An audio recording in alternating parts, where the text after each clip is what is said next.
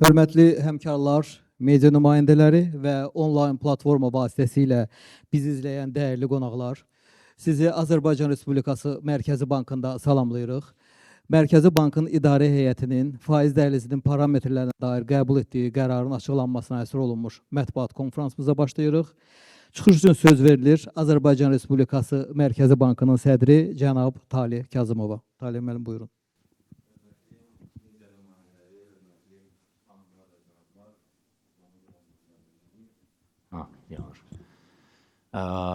Hər birinizi salamlayıram.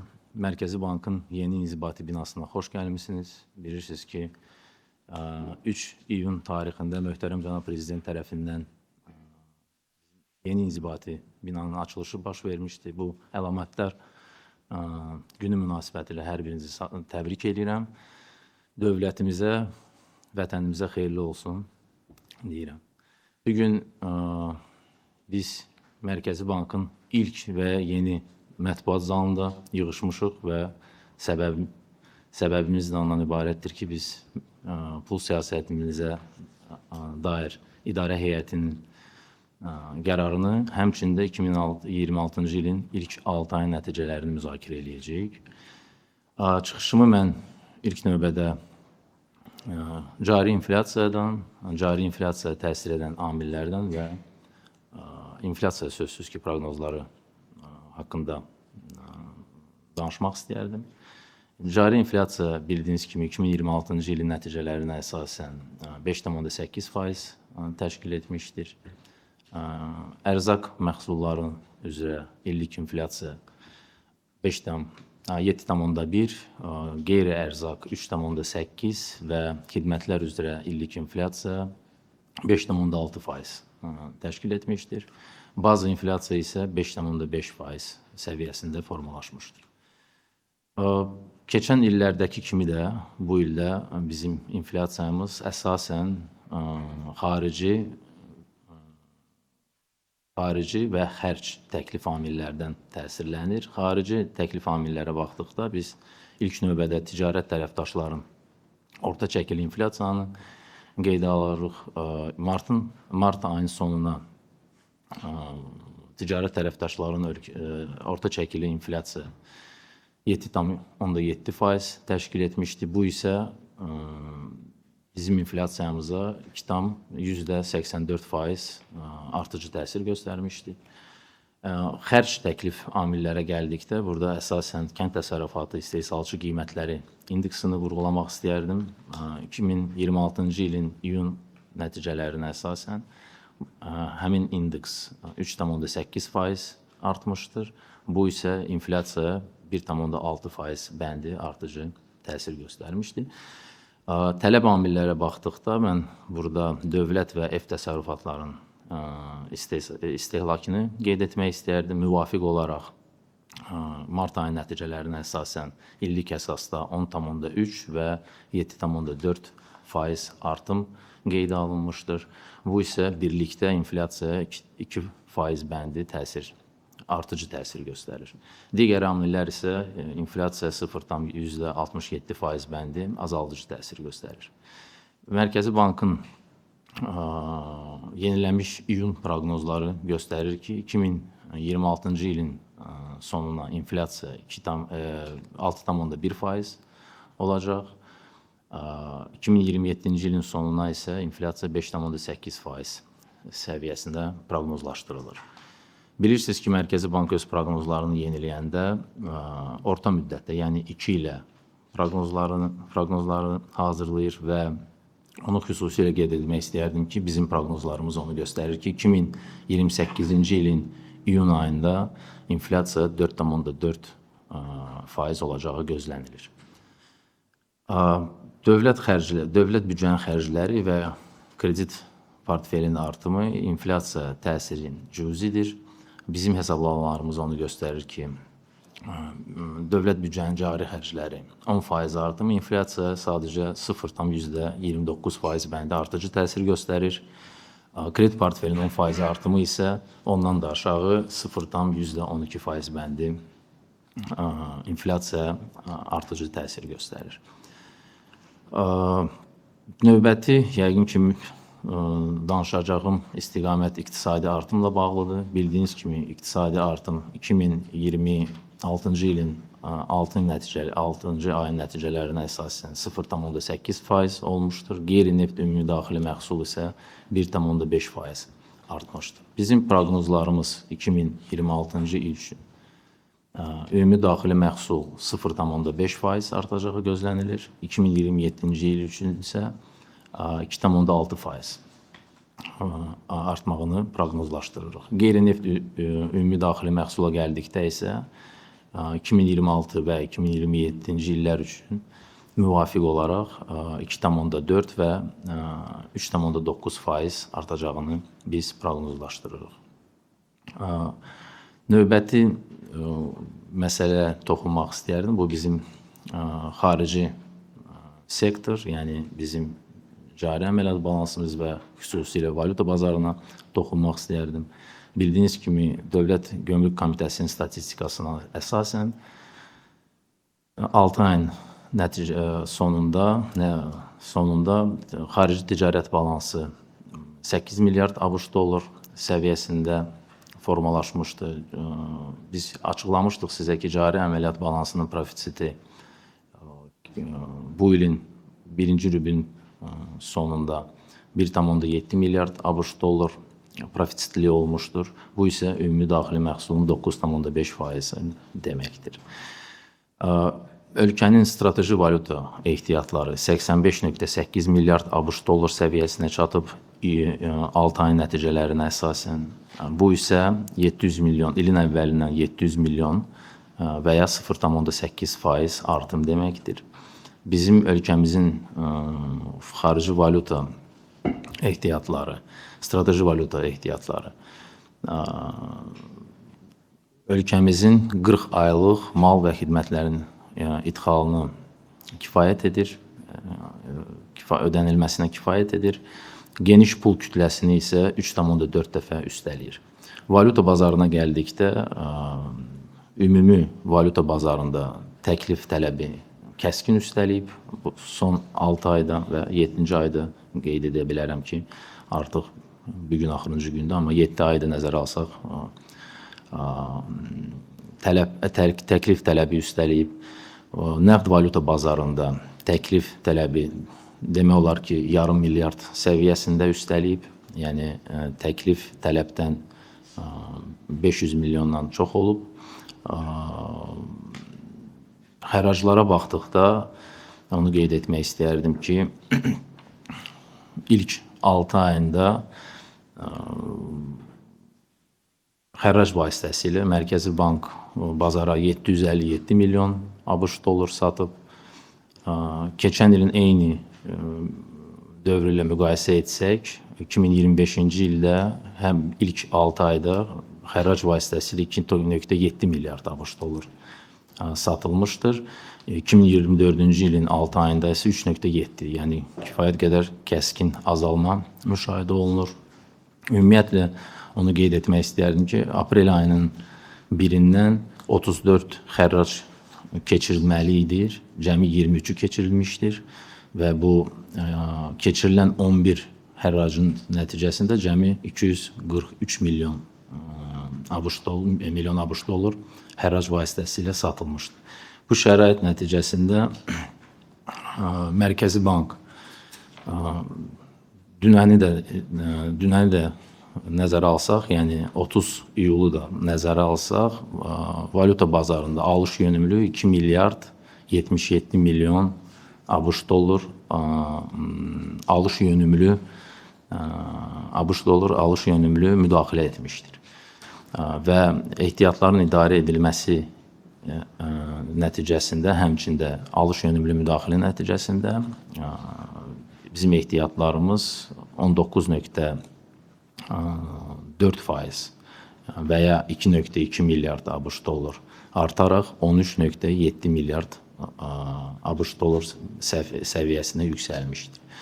Bu prosesləri dəstək edən sözsüz ki, düşünürük həmçinin də bank sektorunda dedolarizasiya proseslərinin davamıdır. Rezident fiziki şəxslərin əmanətlərin dolarizasiya səviyyəsi 2026-cı ilin 6-cı ayının nəticələrinə əsasən 25,6% təşkil etmişdir. Bu isə ilin əvvəlindən 3,8% bəndi azalmaq deməkdir. O cümlədən xüsusilə bunu da qeyd etmək istəyirəm. Düşünürəm ki, vacib bir məlumat olar sizin üçün. Qeyri-rezident, yəni xarici fiziki şəxslərin əmanətlərin dollarizasiyası 2026-cı ilin iyun ayının sonunda 53,5% təşkil etmişdir. İlin əvvəlindən isə bu 8,3% azalma, 8,3% bəndi azalmaq deməkdir. Yəni qeyri-rezident fiziki şəxslərin də dedollarlaşma prosesi davam edir. Həmçinin də bu proseslərə paralel olaraq düşünürəm, bunu da qeyd etməliyəm ki, fiziki şəxslərin 6 ay ərzində, ilk 6 ayın ərzində manat əmanətlərində də 11,6% artım qeydə alınıb. Rəqəmlə bu 1,3 milyard manat deməkdir və fiziki şəxslərin əmanətlərin qalıq 2026-cı ilin iyun ayının sonuna balansı 12,5 milyard manat təşkil edir. Cari əməliyyat balansının proqnozlarına gəldikdə 2026-cı və 2027-ci illər üçün müvafiq olaraq cari əməliyyat balansının profitsiti 6,1 və 5,2 milyard ABŞ dollar olacağı gözlənilir. Bunun da əsas səbəbi də bizim iyun proqnozlarımızda enerji daşıyıcıların qiymətlərin, proqnozlaşdırılan qiymətlərin yuxarı doğru reviziyadır. 2026-cı ildə bir barel neftin orta illik qiyməti iyun proqnozlarımıza əsasən 87,7 ABŞ dollar olacaq. 2027-ci ildə isə 82,8 ABŞ dollar olacağı gözlənilir. 1000 kubmetr qazın orta illik qiyməti isə müvafiq olaraq 2026-cı və 2027-ci illər üçün 327 və 294 ABŞ dollar olacağı proqnozlaşdırılır. Monetar şəraitə qısaca da olsa toxunmaq istəyərdim. Bilirsiniz ki, pul siyasətimizin əsas istinad etdiyimiz indeks Azir indeksidir. Azir indeksi uçot dərəcəsinin ətrafında idarə olunur. Bank sektoru yüksək izafi likvidlik, bilmirəm, belə düzgünmü çıxır? İzafi olduğu yerdə həmçində yüksək izafi likvidlik şəraitində fəaliyyətini davam edir. Məcburi ehtiyatları nəzərə almadan struktur likvidlik bank sektorda 6 milyard manat təşkil edir. Mərkəzi bankın likvidliyə aid olan bütün tələbləri bank sektoru sözsüz ki, riayət edir, amma onları da nəzərə alaraq bank sektorunun sərbəst vəsaitləri iyun ayının nəticələrinə əsasən 4,6 milyard manat sərbəst vəsaitləri var, hansının ki, onlar həm kapital bazarlarına, həmçində kreditləşməyə yönəldə bilərlər. Faiz dərəcələr, yəni yəqin ki, o da sizə maraqlı olar, depozit və kreditlər üzrə faiz dərəcələr dəyişimi. Depozitlər üzrə fiziki şəxslərin və hüquqi şəxsləri tərəfindən, fiziki şəxslərin və hüquqi şəxslərin cəlb edilmiş yeni depozitlər üzrə faizlər 2025-ci ilin iyun ayı ilə müqayisədə 0,5 və müvafiq olaraq 0,5 və 0,2-3% bəndi azalma müşahidə olunur.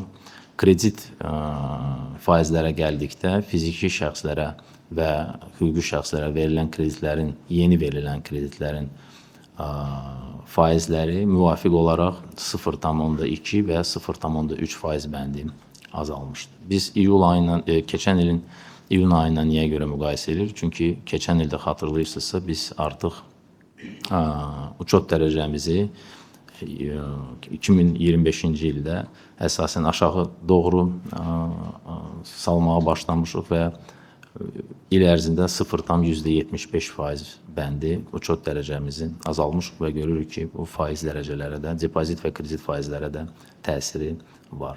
Yekunda da onu sizə xatırladım ki, 23 sentyabr 2026-cı ildə bizim pul siyasətimizə dair yeni yenilənmiş qərarımız ictimaiyyətə açıqlanacaq. Bu qərarda sözsüz ki, həm xarici, həm daxili sektorlarda baş verən proseslərdən həm cari, həm də proqnozlaşdırılan makroiqtisadi göstəricilərə əsaslanacaq.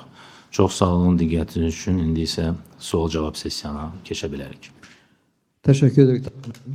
Hörmətli media nümayəndələri, bəli, sual-cavab sessiyasına keçid alırıq. Kimin sualı varsa buyursun. Sadiq Cavadov, səyyar mikrofonu təqdim edək. Trend İnformasiya Agentliyi, buyurun. Salamünaleyküm, mən də hər kəsi salamlayıram. İlk dəfədir bu yeni binada oluram, iştirak edirəm. Bundan sonraki fəaliyyətinizdə də uğurlar arzu edirəm. Sualım bundan ibarətdir ki, bundan öncəki mətbuat konfransında bildirilmişdi ki, Mərkəzi Bank valyuta bazarına müdaxiləsinin ilin sonuna qədər də davam edəcəyini proqnozlaşdırmışdı. İstəyirdim biləm ki, yəni bu proqnoz dəyişib, yoxsa yenə də ilin sonunda müdaxilə edilməsi gözlənilir? Valyuta bazarında baş verən meylləri nəzərə alsaq, düşünürük ki, növbəti aylarda da ehtimal daha yüksəkdir ki, biz valyuta bazarına alış yönümlü müdaxilə edəcəyik. Gözləntimiz dəyişilməyib. Bir sualınız da var. Yox, bu sual istəyirəm biraz dərinləşdirək. Necə yəni? Ümumi məsələn təklif tələbi üstələnmişdir, kəskin üstələnmişdir. Ümumi bunun kökündə nə dayanır? Məsələn də bilmək istəyirəm ki, bu necə yaranır ki, təklif tələbi tam üstələyir? Düzdür, biraz biz bilirik. İndi nə vaxta qədər məsələn Mərkəzi Bank proqnozlaşdırır ki, valyuta bazarına müdaxilə eləyəcək. Bu gələnə də belə olacaq, ümumiyyətlə bununla bağlı istəyirəm. Bunun bir neçə səbəbi var və bu səbəbləri yəqin ki, ayrılıqda da baxmaq lazım olacaq. İlk növbədə həm iqtisadi artımla bağlı səbəb olar. İkinci isə biz düşünürük ki, Mərkəzi Banka da aid olan məsələni baxdıqda biz son illər de-dollarizasiya proseslərini nəzərdə tuturuq. Çünki səbəb kimi görürük. Çünki kifayət qədər 2021-ci ildən səhv eləmirəmsə, həmkarlar məni düzəldər, səhv eləmirəmsə 2021-ci ildə əmanətlərin dollarlaşma səviyyəsi 40%-lərdə idi. 40%-də idi. İndi isə bu 25.6-ya düşüb 6 ayın nəticələrinə əsasən. Bu bir məsələ. Digər tərəfdən biz görürük ki, əmanətlər də artır. Mən nəyə görə manat əmanətlərini nəzərdə tuturam? Çünki nəqd bazarında fiziki şəxslərin fiziki şəxslər dolları daha çox satırlar və bəzi ekspertlər bunu əhalinin real gəlirlərlə bağlayırlar ki, real gəlirlər düşünürlər ki, azalır və buna görə də əhali yastığın altından valyutanı çıxardılar. Bu bir səbəb kimi kimsə gətirə bilər, amma biz həmçinin də bu prosesə paralel olaraq görürük ki, həm nəqd bazarda əhali valyuta satır, həmçinin də kəskin bizdə keçmiş illərə müqayisə etdikdə kəskin bizdə manat əmanətləri artır.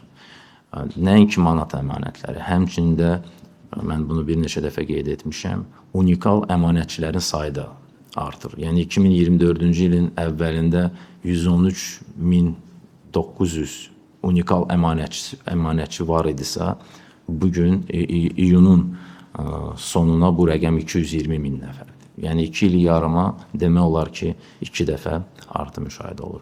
Yəni bir neçə faktorlar burada təsir edir. Valyuta bazarına gəldikdə siz bilirsiniz ki, ixrac iyun ayının nəticələrinə əsasən kifayət qədər ixal kifayət qədər azalıb. Bu da sözsüz ki, ixal azaldığı şəraitdə bu da sözsüz ki, valyuta bazarına tələbi də azaldır. Təşəkkür edirəm. Növbəti sual, kimin sualı var? Aynur Qəniyeva, GDP az saytı mövzu üzrə buyurun sualınızı verin. Salam Talib müəllim, uğurlu olsun bu bina. İnşallah daha yaxşı nəticələrlə sizin çıxışlarınızı görərik. Məndə 2 sual var. Biri inflyasiya ilə bağlıdır.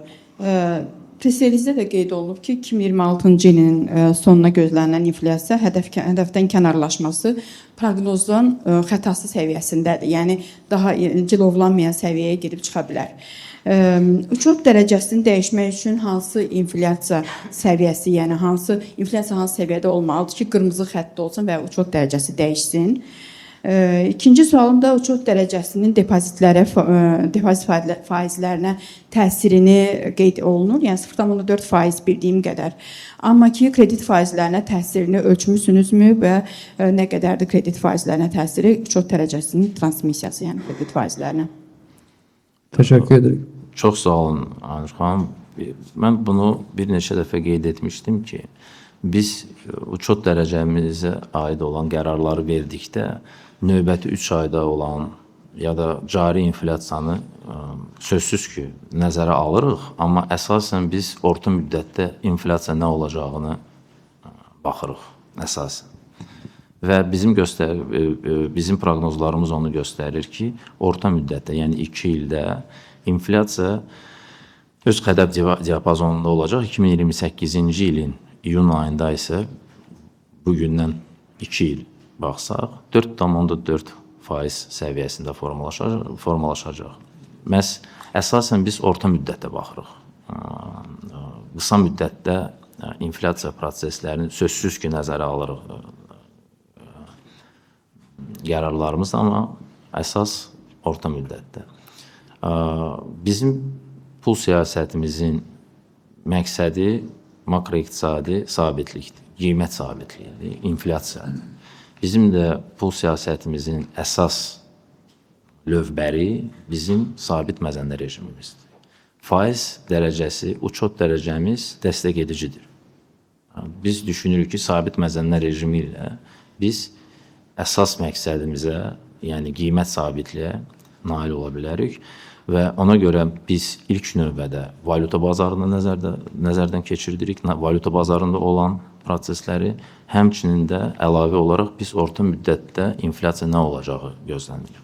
Ona görə sizə deyim ki, inflyasiya 7-yə çatanda və ya 6,1 yox, 6,2 olanda biz uçot dərəcəmizi filan qədər dəyişdirəcəyik. Bu sözsüz ki, yanlış bir məlumat olar. Bir neçə fərqli amilləri nəzərdən keçirdərək biz uçot dərəcə ilə bağlı qərarlarımızı veririk. O ki, qaldı faizlərimizə və depozit və kredit faizlərimizə, mən bir daha da təkrarlayım, depozitlər üzrə faizlər fiziki şəxslərdən və hüquqi şəxslərdən cəlb edilmiş yeni faizlər, yeni depozitlər üzrə faizlər 0,5 və 0,3% bəndi azalma qeydə alınıb. Keçən ilin iyun ayı ilə müqayisədə. Kreditlər üzrə eyni istiqamətdə baxsaq, fiziki şəxslərə və hüquqi şəxslərə verilən yeni kreditlər üzrə 0,2 və 0,3% bəndi görülür. Yəni, sabit məzənlər rejimi çərçivəsində, yəni 0,75% bəndi uçot dərəcəni dəyişməklə və bir ilin ərzində depozitlərin faizlərin azalması, bu səviyyədə azalması və nəzərə alsaq ki, bu Azərbaycanda ilk dəfə bu proses baş verir son 2 ildə, bizim üçün məqbuldur. Kreditlərdə biz daha çox istəyərdik ki, faiz azalmaları olsun. Lakin mən bunu bir neçə dəfə qeyd etmişəm. Yəqin ki, 29 iyulda çıxan müsahibəmi də görmüsünüz. Kreditlərdə daha çox bank sektorunda rəqabətin az olması nəticəsində faizlərin dəyişimi o qədər istədiyimiz kimi də deyil. O aparıcı bankların hansı ki təmərküzləşməni qeyd edirsiniz, o bankların kredit faizlərinə təsiri nə qədərdir, onu ölçə bilirsiniz? Biz hələ ki onu ayrı-ayrı ölçməmişik, amma sözsüz ki, təhlillər eləyirik ki, o sistem əhəmiyyətli bankların faizlərlə bağlı qərarları nədir, digər banklarla fərqləri nədir, sözsüz ki, onu nəzarət eləyirik və müvafiq lazım olduğu şəraitdə biz müvafiq tədbirlər görürük. Təşəkkür edirəm, çox sağ olun. Növbəti sual İlhamə xanım. İlhamə xanımlar qızı, ENA İnformasiya Agentliyi, buyurun. Təşəkkür edirəm. Talim müəllim, bir neçə sualım var. Birinci dəqiqləşdirmək istəyərdim. Siz çıxışınızda qeyd elədiniz ki, bu ilin 3-cü rübünə səhv eləmirəmsə, inflyasiya 6,1, amma ilin sonuna 5,8 səviyyəsinə, yəni belə deyim, dəhliz parametrlərinə yenidən qayıdacaq. Və bilmək istəyərdim, sizin nikbin proqnozunuz nə ilə bağlıdır? Yəni hansı məsələləri gözləyirsiniz ki, yenidən parametrləri qayıdacaq? Bu birinci sualımdır. İkinci sualım, siz istehsal indeksləri ilə bağlı, əgər biz ötən bir ilə baxsaq, orada sənayedə və mədən çıxarmada kifayət qədər yəni indekslər qalxıb. Hətta orada 20-30% arasında bir artma var. İnflyasiyanı biz götürsək 5,8 qeyd olunur. Mənə maraqlıdır ümumiyyətlə inflyasiyanın ötürülməsi amilləri necə işləyir bizdə ki, yəni bu sonda 5,8% belə ortaya çıxır. Növbəti sualları saxlayın. Vaxt qalsa digər həmkarlarımıza da vaxt saxlayaq. Siz sualları verərsiniz. İlham xanım, olub ümidvaram ki, mən düz demişəm, siz səhv eşitmisiniz. Nəinki mən səhv demişəm.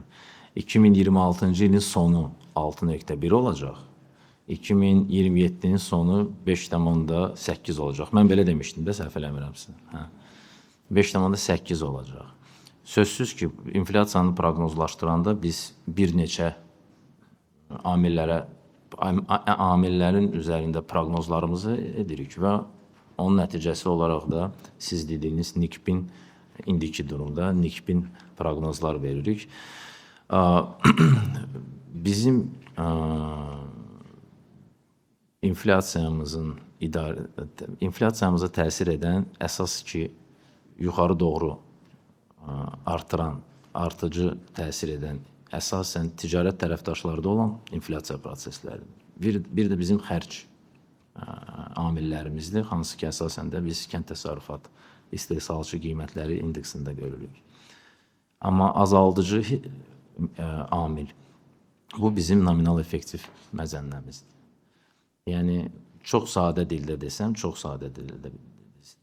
qiymətlər, enerji daşıyıcıların qiymətləri dünya bazarlarında artanda, çox sadə deyirəm də, dollar indeksi bağlaşır. Dollar indeksi bağlaşması o deməkdir ki, bizim manatımız da digər valyutaya qarşı möhkəmlənir. Yəni, və biz ithal etdiyimiz ticarət tərəfdaşların valyutalara nisbətində manat möhkəmlənir. Bunun sahəsində də biz daha az inflyasiyanı ithal edirik ölkəmizə. Nəzərə almalıyıq ki, bizim ithalımızın 80%, qeyri-neft qaz ithalımızın 80% enerji daşıyıcıları ithal edən ticarət tərəfdaşlardan gəlir. Bu birinci sualdır. İkinci sualı mən istəyərdim dəqiqləşdirim. Səmimi deyim ki, başa düşməm. Biz hansı indekslərdən danışırıq və mümkündürsə daha detallı deyərdiniz. Çünki mən sualı başa düşmədim.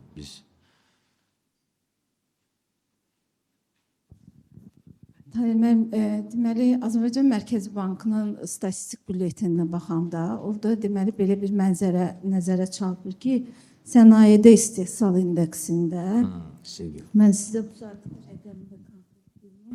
Deməli, sənaye istehsalçılarının qiymət indeksi 26% qalxıb, mədən çıxarma sektorunda isə istehsal indeksi, istehsalçıların qiymət indeksi 30%, 31% hardasa.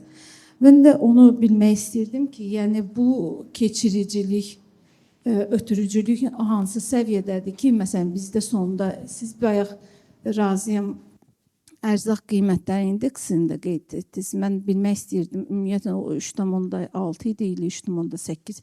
O bir illik qiymət artımı indeksi idi, yoxsa necə? Onu da dəqiqləşdirərdik, zəhmət olmasa.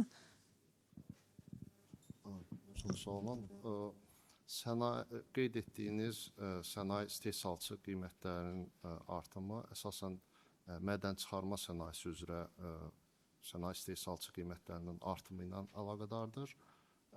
Və bu da neftin və qazın qiymətinin qalxması ilə əlaqədardır. İstehlak qiymətləri indeksinin dəyişimini proqnozlaşdırarkən biz başlıca olaraq kənd təsərrüfatı istehsalçı qiymətlərini bir faktor kimi nəzərə alırıq. Bu barədə də artıq Talib müəllim məlumat verdi. və onun demək dəyişimi inflyasiyanın proqnozunun dəyişiminə artırıcı təsir eləmişdir. Yəni Talib müəllim qeyd elədiyi kimi bu neftin və qazın bahalaşması əsas etibarilə ticarət tərəfdaşlarında inflyasiyanın qalxması, qeyri mədən sektorunda istehsalçı qiymətlərinin artması, xüsusən də kənd təsərrüfatı istehsalçı qiymətlərinin artması vasitəsilə inflyasiyaya təsir göstərir, birbaşa təsir göstərmir. Çox sağ olun. Bir də bunu birbaşa İlham xanım əlavə edeyim, birbaşa ötürücülüyün yəqin ki indi dəqiq deməyə çətin olacaq. Çünki biz inflyasiyanı hesablayarkən səbətə baxırıq. Düzdür, mal və xidmətlərin səbətə və biz başa düşməliyik ki, bizim bu sənaye istehsalçı qiymətlərinin indeksinin istehsal etdiyi malların həmin səbətdə payı nədir və varmı ümumiyyətlə orada. Ona görə bunu birbaşa bağlamağa çətindir. Kənd təsərrüfat istehsalçı qiymətlərin indeksi daha rahatdır, çünki ərzaqda kifayət qədər böyük payı var. Növbəti sual üçün Fedaz İnformasiya Agentliyi Əvəz Həsən, buyurun. Talih müəllim, mənim sualım iqtisadi artım və inflyasiya ilə bağlı olacaq. İnflyasiyanın proqnozunun artırılması və iqtisadi artım proqnozunun azaldılması nə ilə bağlıdır? Yəni, ilin əvvəlindən bəri nə baş verdi ki, iqtisadi artım proqnozu azaldı, inflyasiya proqnozu artırıldı? Detalları Azər müəllim siz deyərdiniz.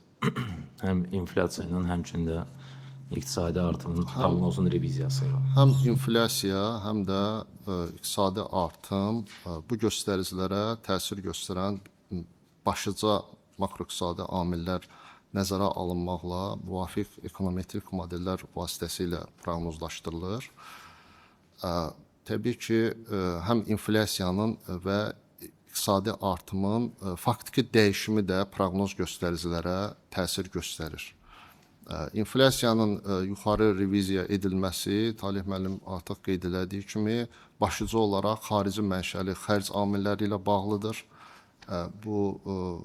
Burada xüsusilə ticarət tərəfdaşı ölkələrində inflyasiyanın qalxmağını qeyd eləmək lazımdır. Eyni zamanda nominal effektiv məzənnənin əvvəlki ilə müqayisədə daha aşağı templə artacağı ilə əlaqədardır. Nominal effektiv məzənnə inflyasiyaya azaldıcı təsir göstərən faktordur, amma onun artım tempi aşağı düşəndə bu inflyasiyaya artırıcı təsir göstərir. İqtisadi artımda qeyd elədiyim kimi, faktiki inflyasiyanın tempinin aşağı düşməsi də onun proqnozunun da aşağı düşməsinə təsir göstərən faktorlardan biridir. İqtisadi artımın potensialının dəyişimi burada nəzərə alınır. Eyni zamanda inflyasiya proqnozunun dekompozisiyasında dövlət istehlakının, ev təsərrüfatı istehlakının dəyişimi, əsas fondların dəyişimi kimi faktorlar nəzərə alınır. Çox sağ olun. Başqa bir sualım maliyyə inkluzivliyi ilə bağlı olacaq. Bu il bu sahədə hansı işlərin görülməsi planlaşdırılır? Maliyyə inkluzivliyi ilə bağlı. Çox sağ olun sualınıza görə. Bizim pul siyasətimizə aid deyil. Siz bu suala cavab maliyyə inklüzivliyi üzrə dövlət proqramını internet səhifədə açıb bu ildə nəzərdə tutulan və növbəti illərdə nəzərdə tutulan planları görə biləcəksiniz. Növbəti sual, kimin sualı var? Buyurun, zəhmət olmasa həmkarınıza mikrofonu ötürərsiniz. Evet. Fuad Mədətov, Finsaz İnformasiya Agentliyi. Evet, teşekkür ederim diqqətinizə, dəyərinizə görə. Mənim sualım Talih bəy, Mərkəzi Bankın baza ssenarisine görə inflyasiya yalnız 2027-ci ilin ikinci yarısında tam hədəfə qayıdacaq. Aydın ki, inflyasiya ilə bağlı sualım. Məsələ bundadır ki, bu müddətin uzanmasının əsas səbəbi nədir? Bunu bir aydınlıq gətirərdiniz. Təşəkkür edirəm. Bilmirəm, ya mənim mikrofonum yaxşı işləmir, ya Azərbaycan dilim o qədər də yaxşı deyil. İnflyasiya 2028-ci ilin 28-ci ilin ortasında, 27-ci ilin ortasında yox, 2028-ci ilin 4.4 səviyyəsinə çatacaq.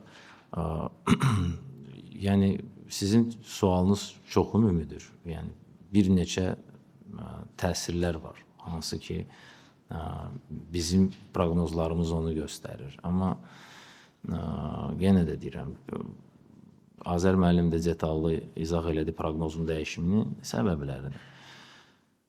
Amma biz proqnozlar 4.4 inflyasiya deməmişdən öncə 2028-ci ilin iyun ayına biz ilk növbədə sözsüz ki, ticarət tərəfdaşlarının o tarixə proqnozlaşdırdığımız inflyasiyamızı nəzərə alır. Tələb faktorlar, yəni dövlət və ev təsərrüfatlarının istehlakını həmin tarixlərə proqnozlaşdırırıq və bir neçə amillər var. Onların dəyişimi nəticəsində biz gözləyirik ki, inflyasiya 4.4 səviyyəsində 2028-ci ilin iyun ayında olacaq. Bunun da əsas səbəbləri, amilləri ticarət tərəfdaşlarda bizim gözləntimiz odur ki, həmin 2028-ci ilə inflyasiya artımı azalacaq. Yəni onlarda inflyasiya azalacaq. Həmçinin də hərc amilləri, kənd təsərrüfatı istehsalı qiymətlərinin indeksinin proqnozları göstərir ki, həmin indekslərin qiyməti azalma istiqamətindədir. Məhz onun nəticəsində əsasən xərc təklif və xarici təklif amillərin artımın sürətin azalması səbəbindən biz düşünürük ki, proqnozlaşdırırıq ki, 2028-ci ildə inflyasiya aşağı gedəcək. Bu dövr ərzində onu da qeyd etməliyim ki, tələb amilləri demək olar ki, dəyişilməz qalır.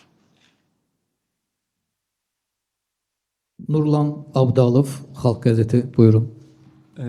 Salamlayıram hər kəsi ilk növbədə. Mənim sualım biz lap başdan bildirdiyimiz kimi manatın sabit məzənəsi ilə bağlı idi. Bu bizim inflyasiyaya qarşı əsas dayağımızdır. Yəni sizin də bildirdiyiniz kimi. Mən bilmək istəyirəm, Mərkəzi Bankın B planı varmı? Əgər bu dayaq müəyyən qədər zədələnərsə və yaxud ticarət tərəfdaşlarımızdakı inflyasiya həddi kəskin şəkildə artarsa, məsələn, mən belə bir misal verim. Məsələn, İspaniyada bu dəqiqə miqrant axını və s. ilə axırı orada vəziyyət olduqca kəskindir. Yəni, bu digər ölkələrdə də baş verə bilər. Mən maraqlanırdım bizim B planımız nədən ibarət ola bilər? Təşəkkür edirəm. Çox sağ olun, maraqlı sualdır. Mən sizə desəm ki, B planı var, deyəcəksiniz ki, nədir? Mən sizə deyim ki, monetar siyasətdə və bizim arsenalımızda B planı da var, C planı da var və bütün o planlar var. O da situasiyaya görə biz reaksiya verməliyik. Amma o dediyiniz B planın ehtimalı nə qədər yüksəkdir, yoxsa yox, biz onu indi daxildə müzakirə eləmirik. Çünki B planının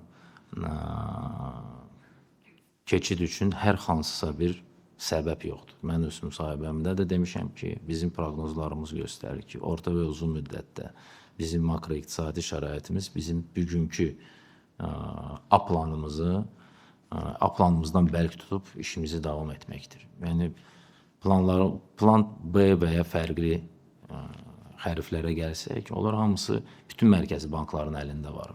Və Mərkəzi Bankın əsas elə üstünlüyü ondadır ki, uğurlu Mərkəzi Bankın hər bir situasiyaya görə də vaxtında düzgün planı seçməkdir. Biz də o planı seçmişik. Bayaq qeyd etdiyim kimi, bugünkü pul siyasətimiz düşünürük ki, orta və uzun müddətdə adekvat bütün potensial çağırışlara cavab verir. Təşəkkür edirik. Növbəti sual, kimin sualı var? Fərqanə xanımdan sonra olar. Fərqanə Sədirova, Vergilər qəzetindən buyurun. Talib müəllim, iki sualım olacaq sizin açıqlamalarınızla bağlı. Birinci, siz depozit və kredit faizlərinin aşağı endiyini qeyd elədiniz və bugünkü qərardan sonra, yəni uçot dərəcəsinin dəyişmə saxlanması həmin faizlərin yenidən azalmasına təsir göstərəcəmi sizin proqnozlarınız nədir? Bir də siz qeyd etdiniz ki, tələb təklifi çox üstəliyir. Bunun bir səbəbini qeyd etdiniz ki, banklarda dedolarlaşmadır. Başqa hansı səbəblər var? Yəni, idxal buna təsir eləyirmi? İdxalda azalma varmı, yoxmu?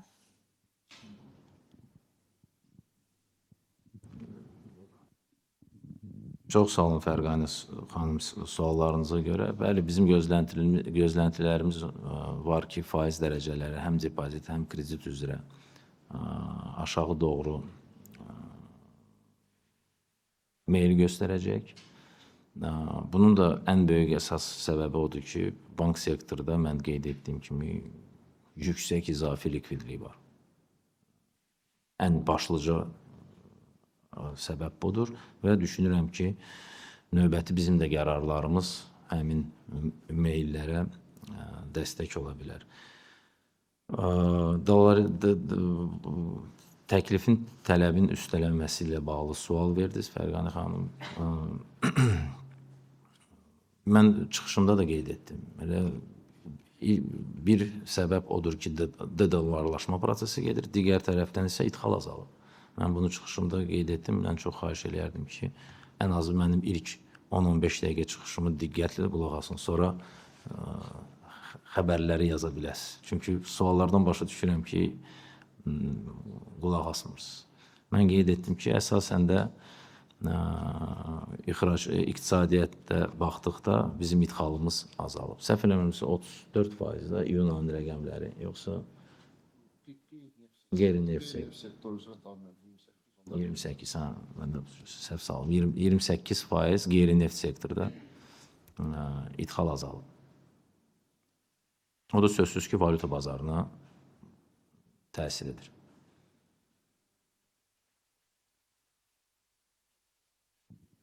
Buyurun, Reuters informasiya, Reuters agentliyi.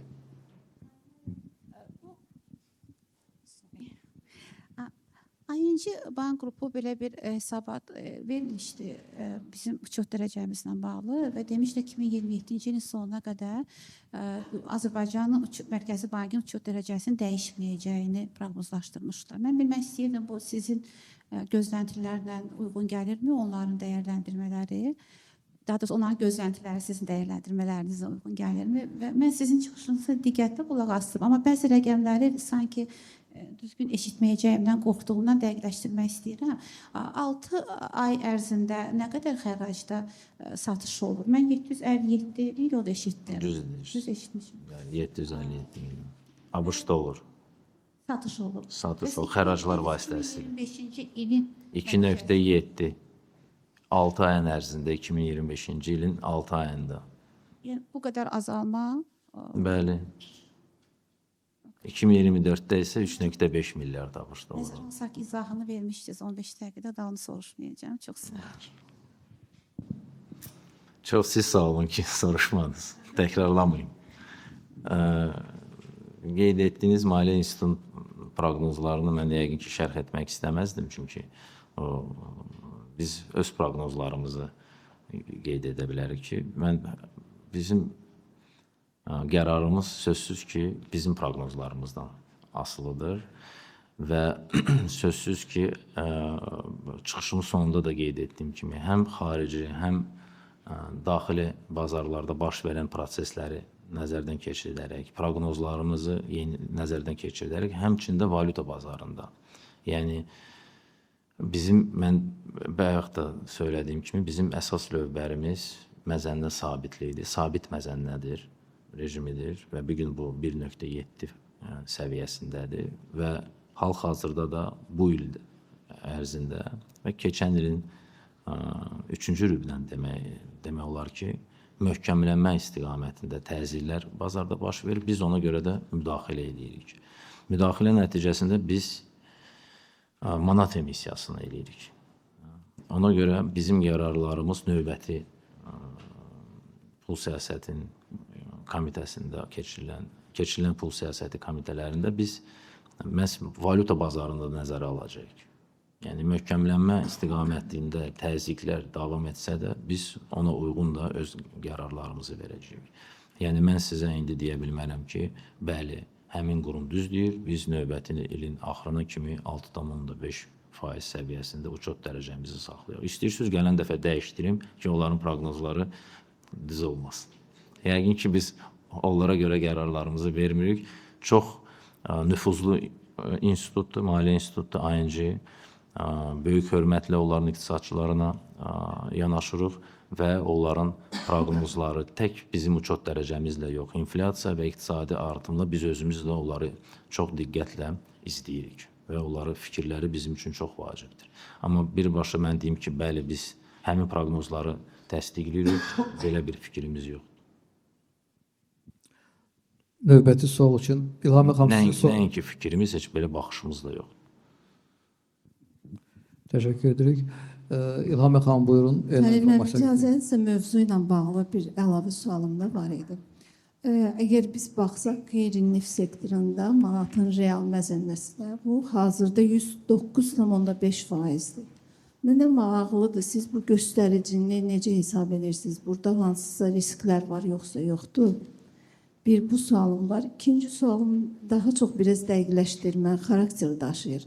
Müəllim, qeyd elədiniz ki, əgər biz son rəqəmlərə baxsaq, artıq bank sektorunda dolların səviyyəsi 28% təşkil edir. Təxmin 71 nə qədərdir? Təxminən 28%. Və üstə gəlib sektorda bu qədər əlavə dollar var ki, yəqin ki, dollara ehtiyac qalmır. Razıyam ki, burada idxalın azalmasının müəyyən rolu var. Amma siz necə hesab edirsiniz? Bax, əlavə bu qədər likvidliyin olmasında əsas amil nədən ibarətdir? Bu, ölkə iqtisadiyyatı bunu absorpsiya etmir, yoxsa burada fərqli məsələlər var? Çox sağ olun. Xanım, çox son mikrofonu verməyin. Mən ikinci sualı xahiş edəcəm dəqiqləşdirəsiniz. Birinci sualı bağlı, onu bilmirəm texniki. Bir təkrar eləyərdiniz İlham xanım. Siz real effektiv məzənnə indeksini qeyd elədiniz də 109,5%-dir. Orada baza dövrü kimi hansı dövrü yəni nəzərdə tutursunuz? Orada biz statistik bülletində açıqlayırıq o indeks deməli sırası gedir, amma onu istənilən baza dövrü üzrə hesablamaq olur da. Mən sizə məlumat üçün deyim, real effektiv məzənnə 2025-ci ildə 7,7% ucuzlaşıb, 2026-cı ilin 6 ayında 2,3% ucuzlaşıb. Yəni son il yarımda real effektiv məzənnə ucuzlaşır. Bunun da əsas səbəbi ondan ibarətdir ki, ticarət tərəfdaşlarında orta inflyasiya Azərbaycandakı inflyasiya ilə müqayisədə daha yüksəkdir. Bilirsiniz, real effektiv məzənnə belə hesablanır. Real effektiv məzənnə bərabərdir nominal effektiv məzənnə vurulsun deməli Azərbaycandakı inflyasiya bölsün ticarət tərəfdaşlarındakı inflyasiya. Yəni son bir il yarımın statistikasını deyiriksə, real effektiv məzənnə ucuzlaşıb. Çox sağ olun. İkinci sualı təkrarlayardınız, xahiş edirəm. Mən onu soruşmaq istəyirdim ki, əgər nəzərə alsaq ki, banklarda əhalinin əmanətləri hissəsində dollarlaşmanın səviyyəsi azalır. Və üstə gəl, banklar bu qədər əlavə dollar kütləsi var ki, Mərkəzi Bank da müdaxilə eləyir, bazardan xarici valyutanı götürür. Razıyam ki, bu hissədə idxalın azalması müəyyən rol oynayır. Amma mən eyni zamanda soruşmaq istirdim ki, burada başqa amillər də varmı? Yəni, qeyd elədiyim kimi, Azərbaycan iqtisadiyyatının absorpsiyası, yəni o dollara tələbat azalıb, yoxsa burada başqa amillər də var? Bax, bu amilləri biraz ətraflı istəyirdim izah eləyəsiniz. İlham xanım, əsasən mən qeyd etdiyim kimi iqtisadi aktivlik və ondan irəli gələn idxalın azalması və dedolarizasiya prosesləri. Biz əsasən bunları görürük. Siz hansısa bir başqa fikriniz varsa, onu da müzakirə etməyə hazırıq. Amma ən başlıca məhz idxaldır və bəlkə də o da dolayı yolla idxala gəlir də, yox.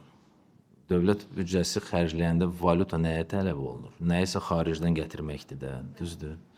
O da mən detallara getmədən deyirəm ki, idxalımız azalıb. Valyuta nəyə sərf olunur ki, xaricdən nəyisə gətirək və hansı xidmətlərə görə ödəyək, düzdür. Bu da cavab. İdxalımız azalıb.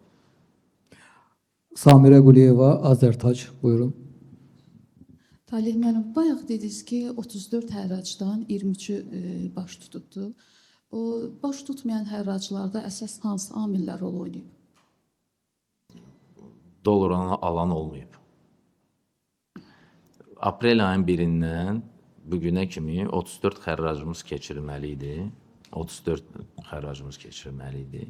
23-sü baş tutmayıb. Xərrac baş tutmayanda o nədir? Baş tutmayıb nə deməkdir? Xərracda iştirak edən olmayıb. Yəni tələb olmayıb. Biz demişik ki, 70 milyon dollar satırıq, heç kim gəlib almayıb.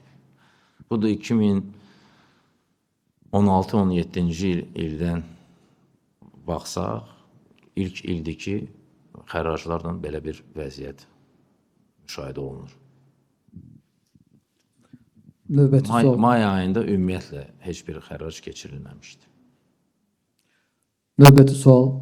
Kimin sualı var? Bunun da belə bir çox vacib bir məqamını da qeyd etmək istəyərdim ki, 2022-ci ildən biz banklar arası valyuta platformasını yaratmışıq. Bloomberg platforması üzərində. Və 2026-cı ildə həmin platformada yəqin ki, ən yüksək dövrəyə olan ildir. Yəni banklar bir-biri ilə valyuta, nəinki öz tələbləri yox idi. Bəzilərində tələb var idi. Amma digər banklarda kifayət qədər çox valyuta olduğu üçün artıq onlar bir-birinə satırdılar. Yəni mən deyə bilmərəm ki, banklardan ümumiyyətlə tələb yox idi. Mərkəzi bankın valyutası lazım deyildi. Sadəcə onlar öz aralarında həmin tələb təklifi ödeyirdilər. Ona görə də Mərkəzi bankın valyuta xəraclarına ehtiyac qalmamışdı. Bu da çox vacib məqamdır. Evet, sizin sualınız vardı. Son.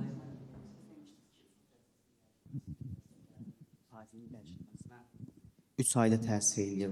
Mən bilmək istədim, bəs kreditlərə neçə ayda təsir eləyir, kredit faizlərinin dəyişməsi? O da təxminən 3-6 ay. 3-6 ay. Teşekkür ederim. Kreditlərə daha geç reaksiya verilir. Daha məntiqi var. Çünki maya dəyəri azalanda bankların xərcləri də azalır.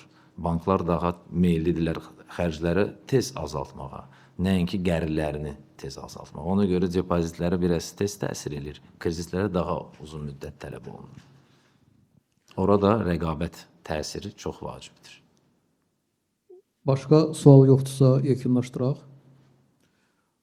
Talih müəllim, yekun söz üçün. Başqa heç kimdə söz yoxdursa təşəkkürümü bildirirəm. Var sualınız? Buyurun. Yox, öz. Biz indi kommunikasiya yəqin ki eləmişik. Planımıza uyğun olaraq yəqin ki yanaşma belə olacaq ki, biz ildə 2 dəfə maliyyə sabitliyə aid mətbuat konfransı keçirdirik.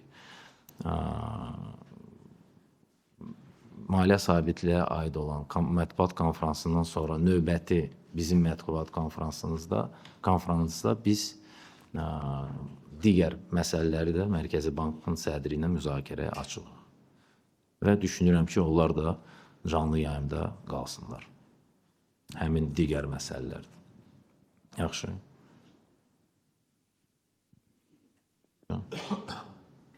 Çox sağ olun vaxtınıza görə, diqqətinizə görə hər birinizə uğurlar arzulayıram. Çox sağ olun. Teşekkür ederim. Sağ olun.